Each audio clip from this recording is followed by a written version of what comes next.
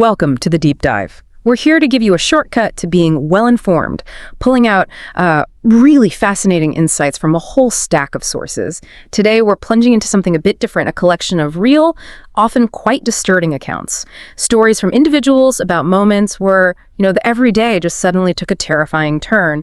But these aren't just scary stories meant to give you chills. We see them as, remarkable opportunities to understand human behavior, the incredible power of intuition, and just how unpredictable life can be. We're going to explore these incidents, looking for those maybe deeper lessons hidden within the fear. Exactly. And what's so striking about these kinds of narratives is how they show the influence, often invisible, of our most primal instincts. These are the instincts that kick in way before conscious thought, and they shape our reality in really profound, sometimes startling ways.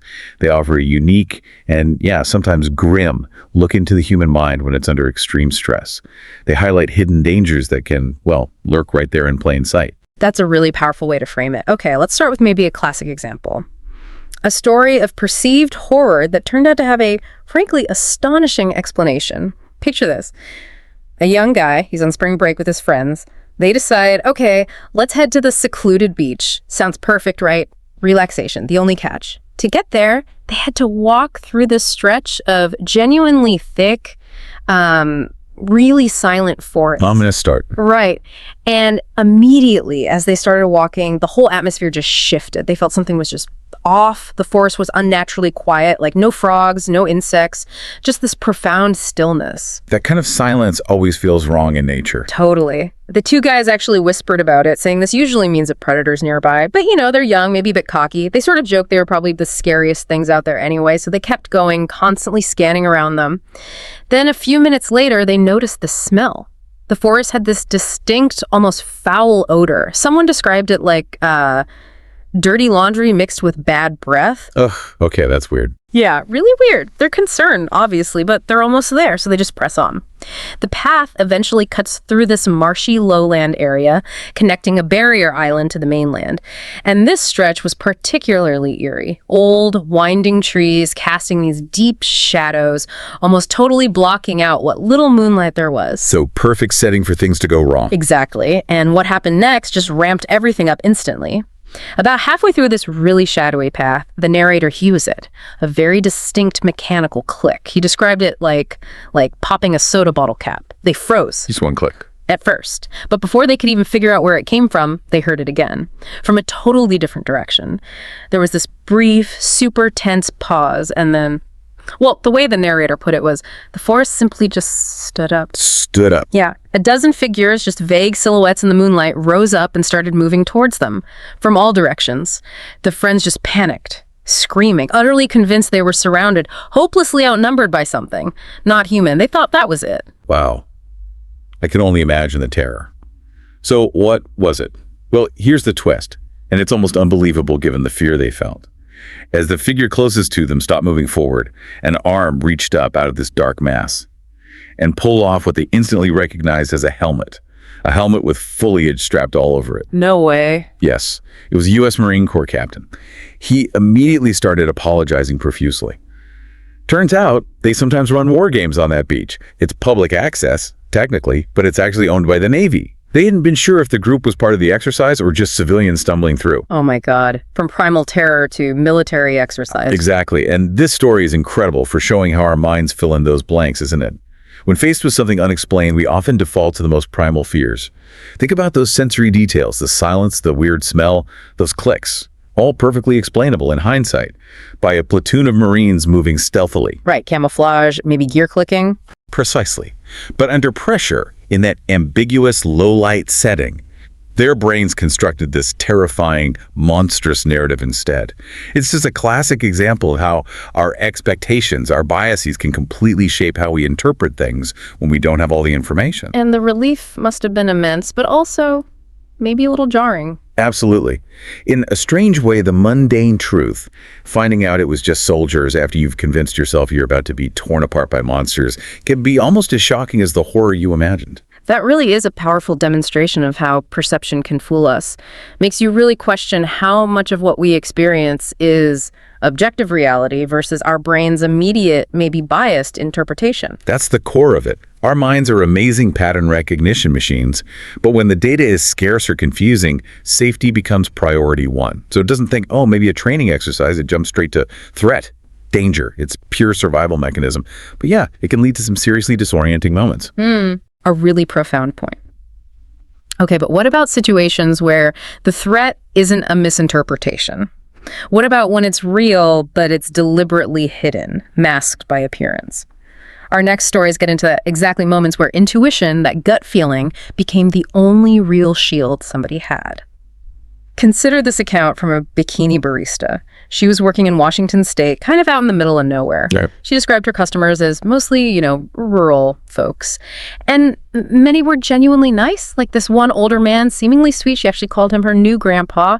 He always checked if she was okay, seemed really interested in her dreams for the future, that kind of thing. Seems harmless enough on the surface. Right. And she contrasted him sharply with another regular customer, a guy she described as a skinny, spiteful man in his 40s.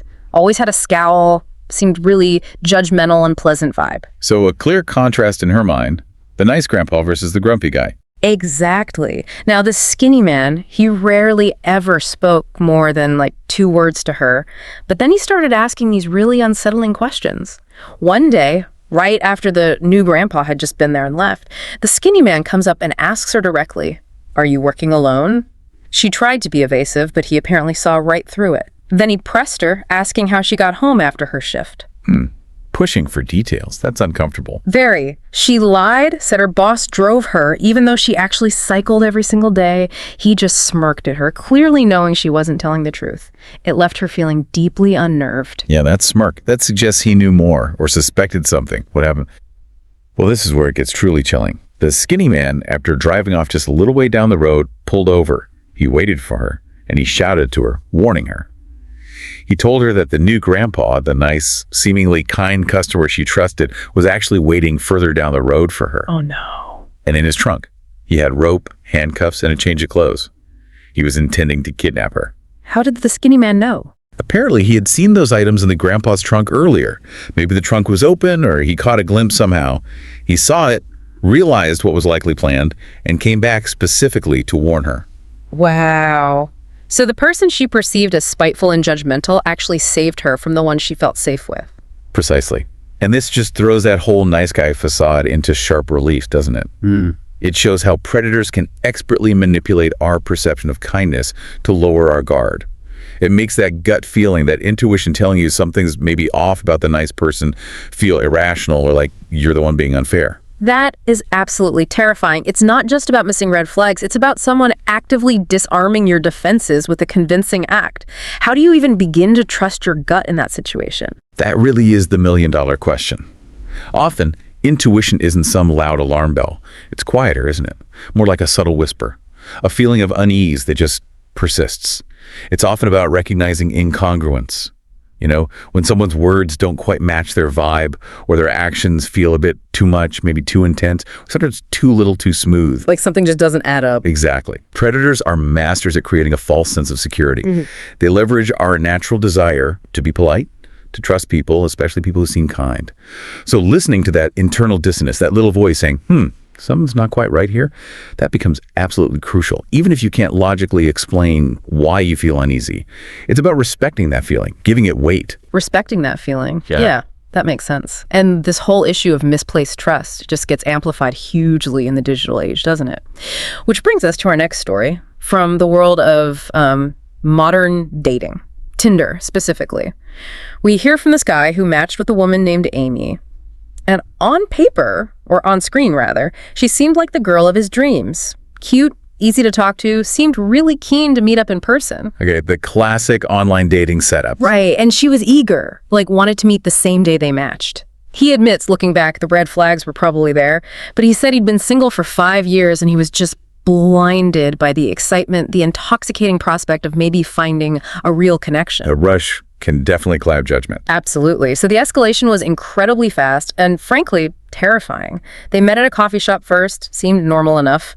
Then Amy suggested they go back to her place for a surprise. But instead of going to an apartment, she led him to this row of half-finished construction houses. deserted. Oh, that's not good. Big red flag right there. Huge. Inside one of these unfinished houses, out of sight, things got heated, kissing. And then Amy asks if he wants to try something. She pulls out a zip tie. And she asks if she can tie his hands behind his back because she says she wants to be in control. And he agreed. He did. He said he was just caught up in the moment, the intensity, maybe not thinking clearly at all. So she zip ties his hands to a wooden beam. Then she tells him, close your eyes and hum your favorite song, says she has another surprise for him. This sounds like it's about to go very wrong. It did. As he's humming with his eyes closed, he feels something soft and plasticky being pressed against his face. It cuts off his air. He realizes she's wrapping saran-wrapped cling film around his entire head. He started to panic, couldn't breathe, and was moments from suffocating before he blacked out. That's horrific. Just pure psychological terror leading up to near death.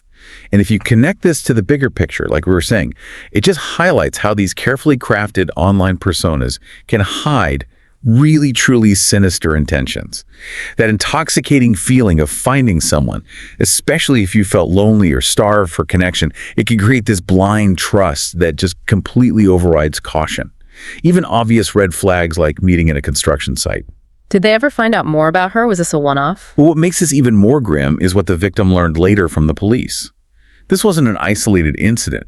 Amy, or whatever her real name was part of a pattern.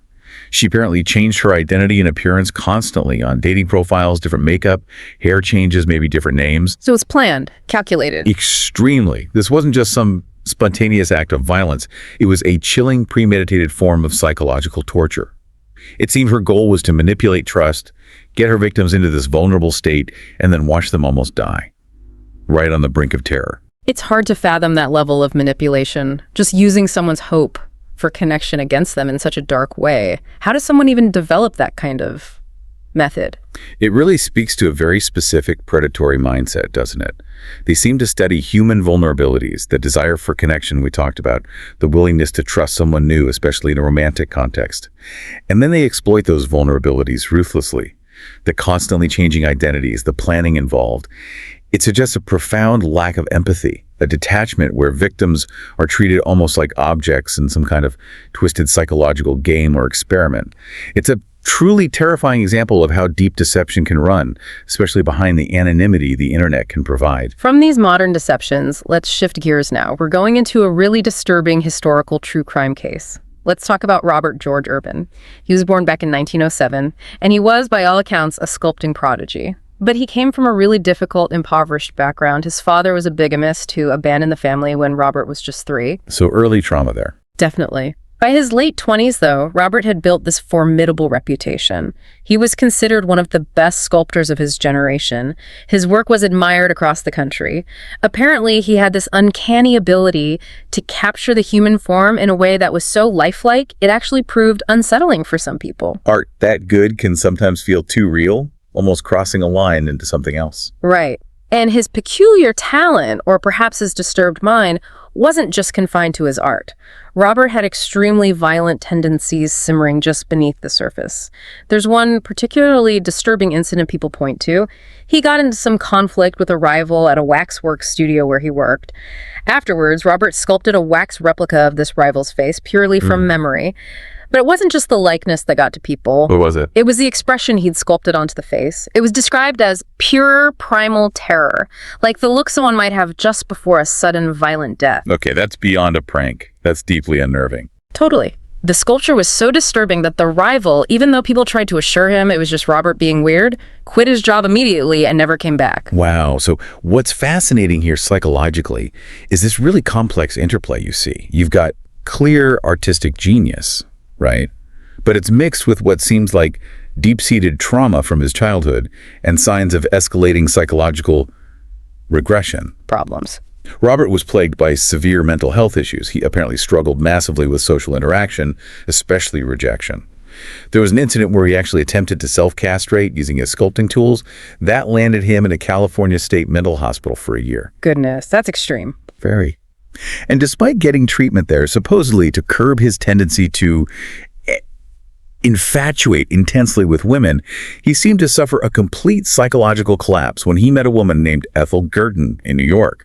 He became dangerously obsessed with her, so much so that he actually checked himself back into another psychiatric hospital, this time for 2 years, specifically to try and contain these obsessive feelings. His hope was to somehow return to her as a perfected man. 2 years trying to control an obsession. That's a dedication in a very disturbing way. What happened when he got out? Well, this leads us to the catalyst for his ultimate horrific crime. This was in the summer of 1936. After those 2 years trying to become worthy of Ethel, he was finally released. He goes back to New York, presumably to find her, only to discover she was already engaged to someone else. The rejection he couldn't handle. Exactly. It seems to have been a blow he just couldn't recover from psychologically. Shortly after learning this, he began sculpting what some called his magnum opus. It was a large piece of alabaster, a highly detailed sculpture of Ethel herself. Apparently, aesthetically, it was exquisite work, but the subject matter was morally abhorrent. What did he sculpt? Around her neck, Robert had carved a coiled, constricting serpent, literally choking the life out of her likeness in stone. Chilling. A direct representation of his violent thoughts towards her. Precisely. Then, on Easter Sunday of 1937, just days after he'd been expelled from a theological school he'd briefly attended, because of his obvious instability, Robert committed the murders.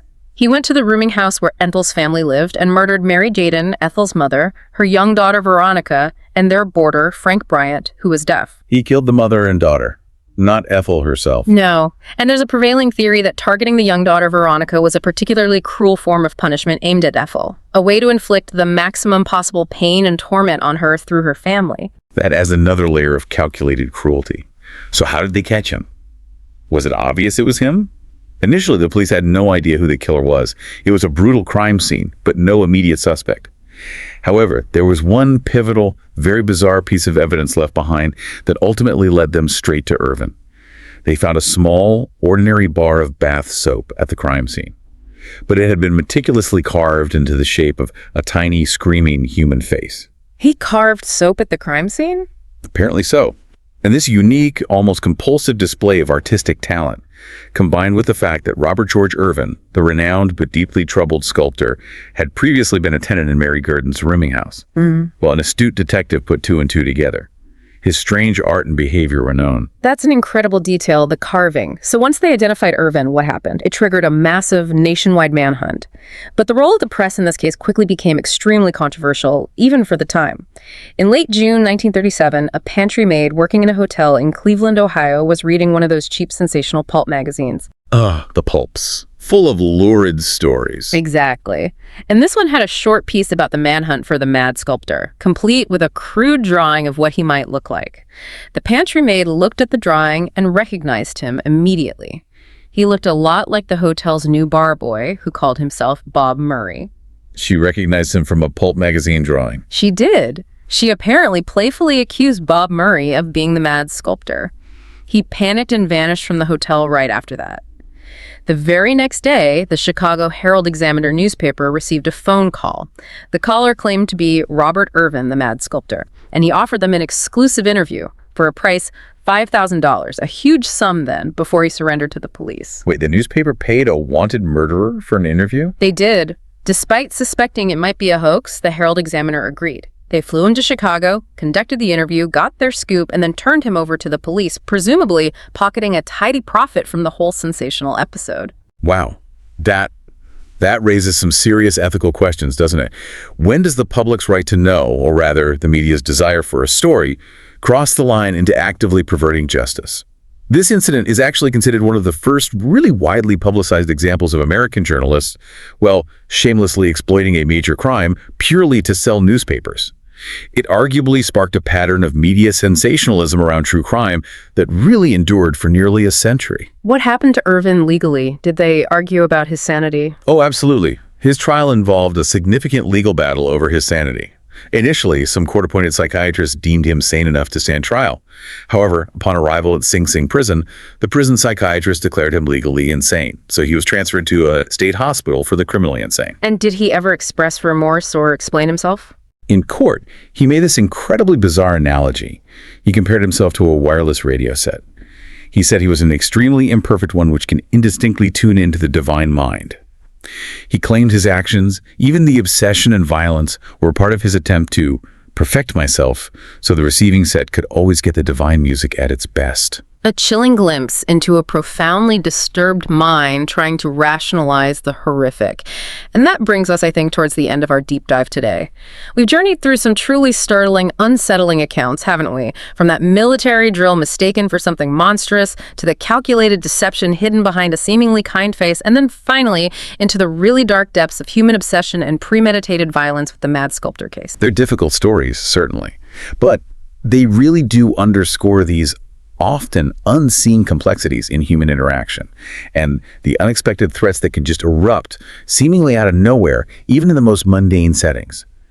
I think the key takeaway is that knowledge, understanding these patterns, is most valuable when we actually internalize it and apply it, especially when it helps us recognize the power of our own intuition, maybe question appearances a bit more, and stay aware.